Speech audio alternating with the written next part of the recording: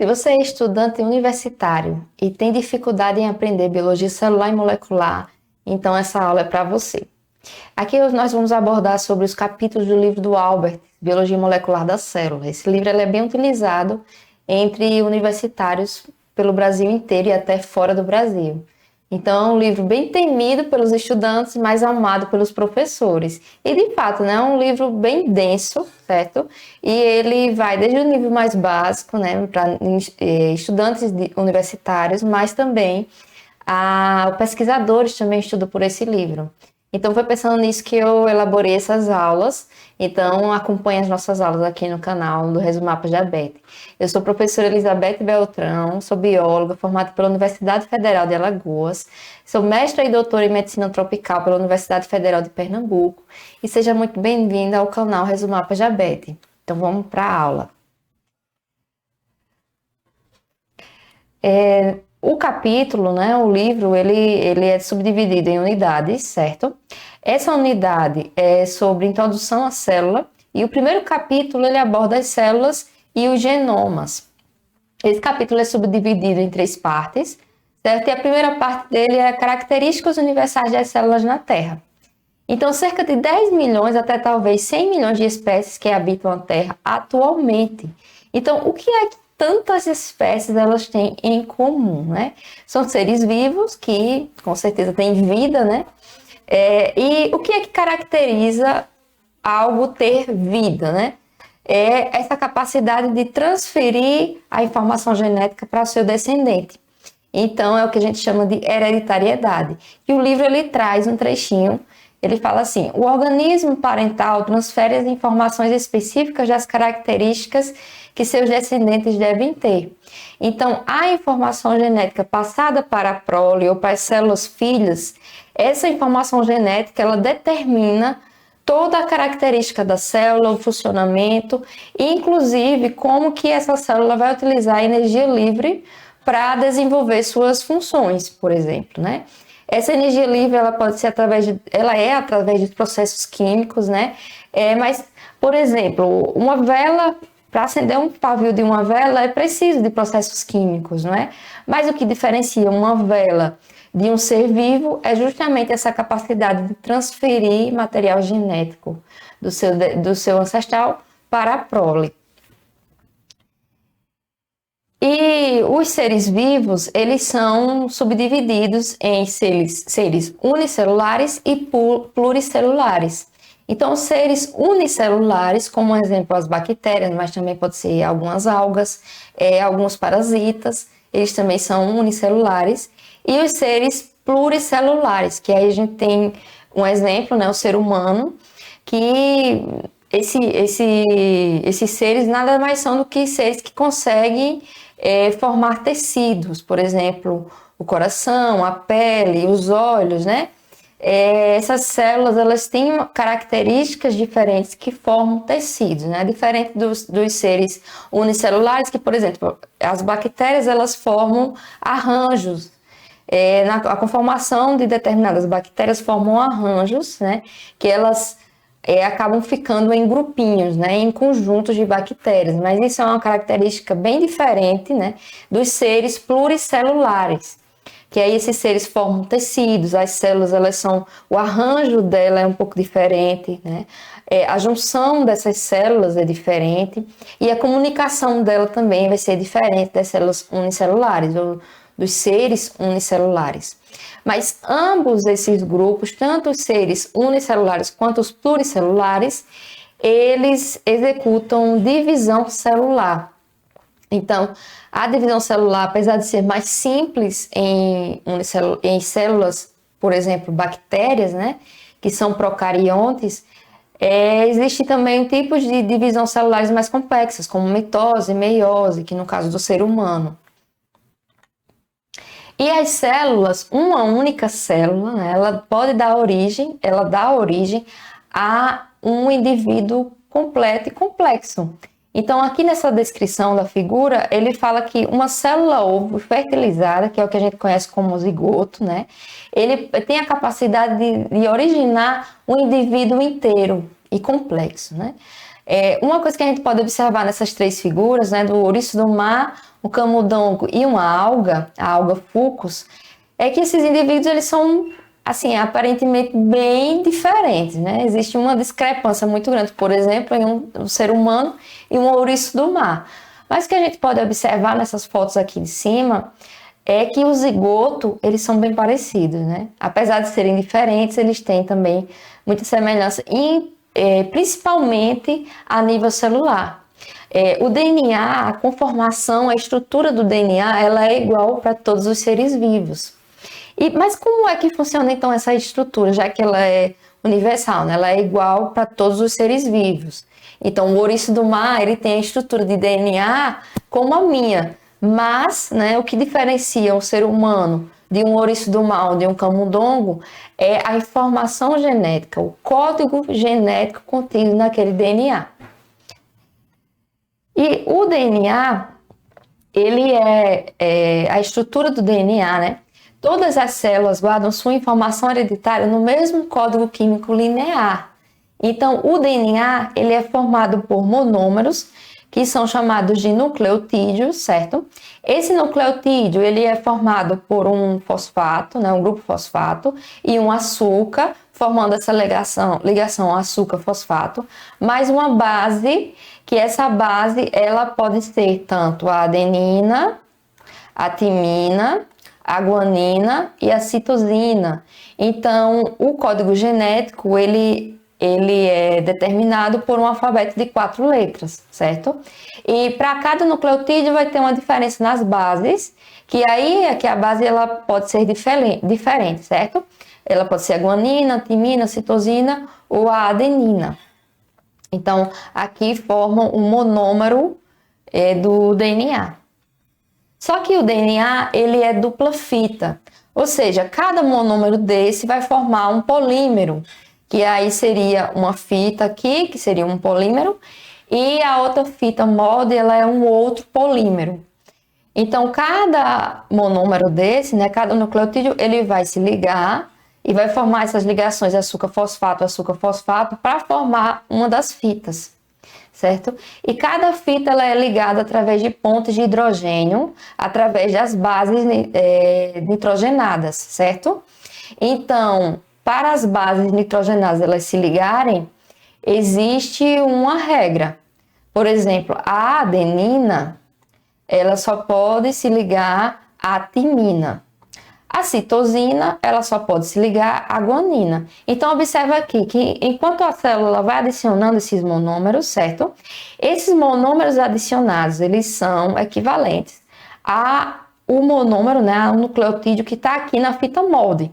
Então, por exemplo, na citosina, a célula só pode incluir a outra fita, né, a guanina, já que ela é correspondente, certo? E aí, quando essas bases elas foram adicionadas nas duas fitas, né, ocorre essas pontes de hidrogênio. As ligações entre o açúcar-fosfato aqui nas fitas são ligações covalentes. Então, são as mais fortes quando a gente compara com as ligações de pontes de hidrogênio unindo as duas fitas. Então, aqui nessa figura a gente pode observar, né, a fita simples de DNA, certo? E aqui o DNA em dupla fita, que é essa a conformação do nosso DNA, o DNA dos seres vivos, certo? Então, é dupla fita, as duas fitas são unidas por pontes de hidrogênio e tem aquela regrinha lá das bases nitrogenadas que elas só se ligam, né, às bases correspondentes. Então, uma fita é antiparalela e complementar a outra. Mas a constituição química, bioquímica do DNA, ele faz com que esse DNA ele tenha essa estrutura em hélice. Então, a conformação química, né, das moléculas e como elas estão organizadas no DNA, faz com que o DNA ele tenha essa estrutura mais retorcida, em hélice, girando em torno do seu próprio eixo. O DNA, a informação genética passada, a prole, né, não é que o ancestral, a célula-mãe, ela vai pegar toda a sua informação genética e passar para outra célula, né? Na verdade, ela vai ficar com a informação genética para ela, né? E aquela informação genética, ela é copiada e quando ocorre a divisão celular, essa informação ela é passada, assim, aí sim, para a célula filha, como a gente pode observar aqui nessa figura. Então, nós temos o DNA, né? O DNA parental, certo? Esse DNA, as duas fitas elas acabam abrindo, né? As ligações de hidrogênio, lembra que eu falei que elas são ligações mais simples? Então essas ligações elas abrem, todos os mecanismos que ocorrem para a replicação do DNA, para transcrição e tradução ocorrem através do auxílio de várias proteínas e enzimas. Então, para que essas fitas elas se abram, né, e fique exposto ali a informação genética ou as bases de ambas as fitas, são necessários também enzimas para auxiliar nesse processo, certo? Mas para a replicação do DNA, basicamente, a célula molde, né, a célula parental, ela abre as duas fitas e aí uma sequência de enzimas e proteínas acabam sintetizando outra fita a partir da informação daquela fita molde. Então, uma nova fita ela é formada, né, concluindo a estrutura do DNA em fita dupla. E aí existe uma outra cópia desse DNA, uma fica para o DNA parental e o outro vai para a célula filha, certo? Para a célula filha. Mas como é que ocorre? Mas será que o DNA ele vai apenas armazenar essa informação genética e transmitir para a sua prole?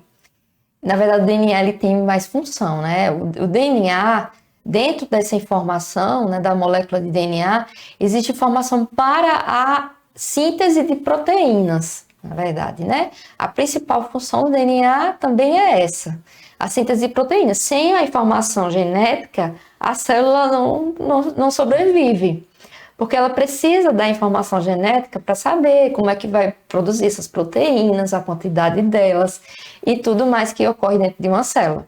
Então, como é que funciona, então, Beth, essa questão da síntese de proteínas, certo? O DNA, como eu já falei, ele é de dupla fita, e aí ele é representado por um alfabeto de 4 letras, não é isso? A adenina, a timina, citosina e guanina. Já o RNA, então vamos dizer assim, as enzimas que realizam a tradução, né, que sintetizam novas proteínas, elas não conseguem ler a informação que está ali no DNA, entendeu? Então essa informação, para que essas enzimas elas consigam ler e produzir uma nova proteína, ela precisa ser transcrita para a informação de um RNA. Qual que é a diferença entre o DNA e o RNA? O RNA, o açúcar que constitui os nucleotídeos do RNA, certo? Ele é ligeiramente diferente do açúcar do DNA. Uma outra diferença é que o RNA é de fita simples, já o DNA é de fita dupla. E uma terceira diferença é que o alfabeto do RNA também são de 4 letras, mas ocorre uma substituição da timina pela uracila. Então, no RNA, o alfabeto é de adenina, uracila, citosina e guanina, que no DNA é um pouco diferente, né? A mudança não é tão grande. Então, a menor partícula funcional, né? A menor estrutura funcional do DNA é o nucleotídeo, a menor estrutura funcional da proteína é o aminoácido. A cada 3 bases de nucleotídeos dentro do DNA codificam um aminoácido, certo? Esse RNA, ele pode ser descartável. Então, no momento que a célula precisa daquela informação para produzir determinada proteína, esse DNA é lido e transcrito para RNA. E as cópias de RNA não é só uma, são várias cópias de RNA, tantas quanto a célula vai precisar, certo? O RNA mensageiro, como a gente escreve assim, mRNA, certo? É um tipo de RNA que é utilizado, é justamente esse RNA que codifica uma proteína, tem a formação para sintetizar uma nova proteína. Mas existe também o RNA transportador, é o É o RNA transportador. Esse RNA transportador, ele tem uma sequência assim parecida com o RNA mensageiro, só que dentro da informação das bases dele tem sequências de nucleotídeos como citosina e timina, que fazem com que ocorram ligações de hidrogênio aqui na estrutura. E aí o RNA transportador ele acaba formando uma estrutura tridimensional. Ele tem também uma função importante na questão da síntese proteica, certo?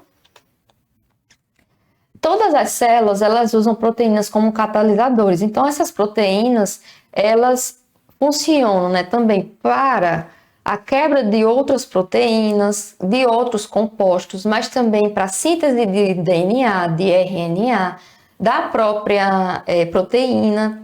Então, as proteínas elas têm funções importantíssimas dentro das células, certo?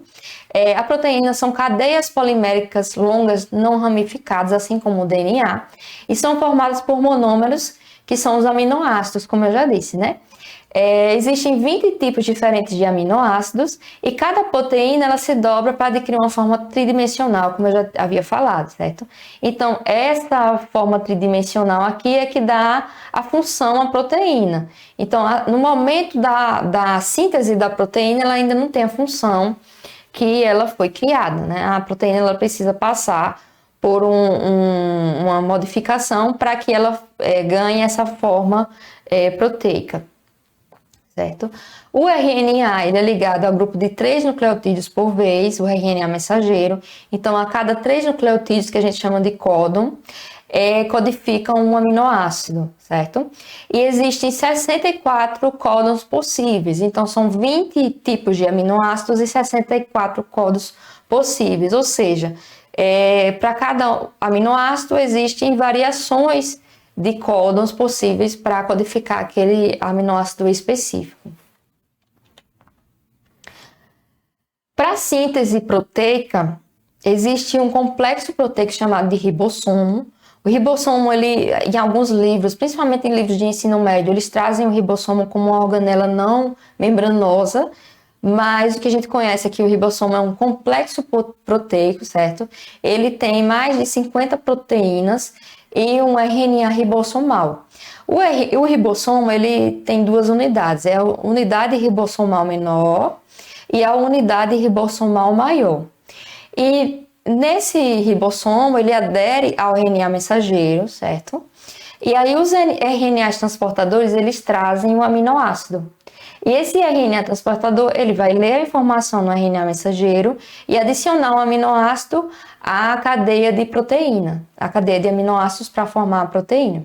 O RNA transportador, na extremidade dele tem um aminoácido, né, ligado a sua extremidade, e no outro oposto existe o anticódon, que é o sítio de ligação ao RNA mensageiro, que no RNA mensageiro existe o códon. Então, a cada 3 nucleotídeos existe um códon no RNA mensageiro, certo? E no RNA transportador existe o anticódon. Então, aqui o anticódon, ele detecta o RNA mensageiro e liga-se aqui no DNA, no RNA mensageiro, desculpa, certo? E o aminoácido, ele então se liga, né, ao RNA transportador para formar essa cadeia proteica, cadeia de aminoácidos para formar a proteína. Aqui a gente consegue ver nessa figura a sequência de forma mais explicada, né? Então, a gente tem aqui o ribossomo em verde, a unidade ribossomal menor e a unidade ribossomal maior, e os RNAs transportadores, certo? Então, a cada RNA transportador que é adicionado aqui, a cadeia de aminoácidos, ela aumenta, né, até terminar a leitura do RNA mensageiro inteiro.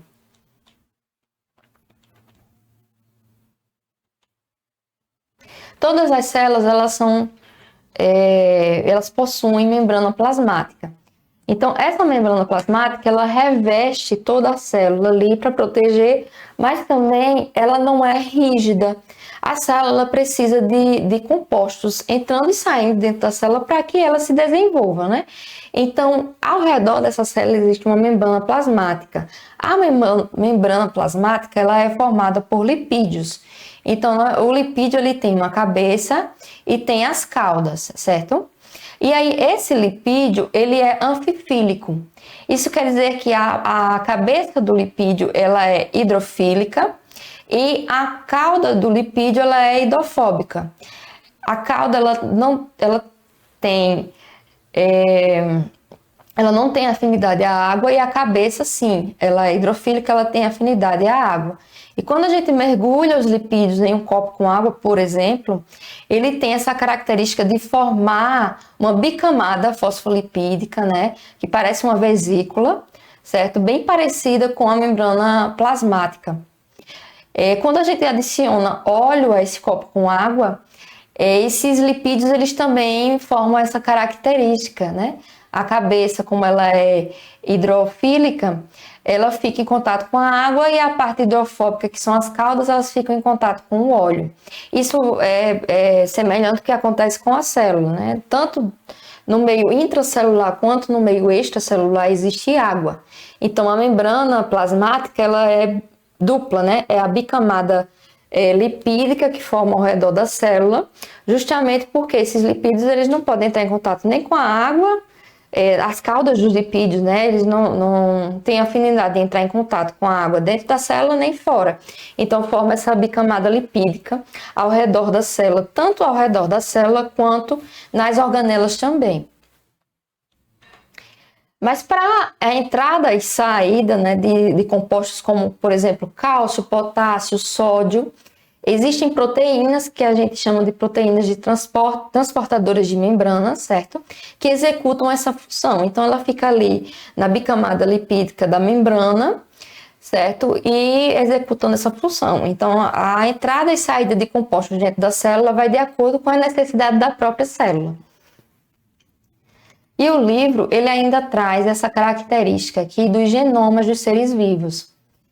O genoma, por exemplo, do Mycoplasma genitalium, ele é bem pequeno. Até para uma bactéria, ele é pequeno, porque existe uma bactéria chamada Escherichia coli, que ela é a bactéria que teve o genoma mais estudado até agora. Então, o genoma da Escherichia coli é aproximadamente 3 milhões de pares de base. Já dessa bactéria, né, Mycoplasma genitalium, ele tem apenas 480 genes e 580.070 pares de base. Então, é um genoma bem pequenininho, né? E essa bactéria, ela desenvolve suas funções perfeitamente. Inclusive, ela é conhecida como um parasita de mamíferos. Mas o livro ele traz que 60 genes no conjunto essencial compartilhado por todas as espécies vivas, sem qualquer exceção conhecida. Então, são 60 os genes que são compartilhados por todas as espécies vivas conhecidas, né? Então, a coleção, né, de genes que são essenciais para o desenvolvimento e para a função das células é bem menos do que a quantidade que tem essa bactéria. Mas, normalmente, os seres vivos eles têm um genoma bem maior do que isso.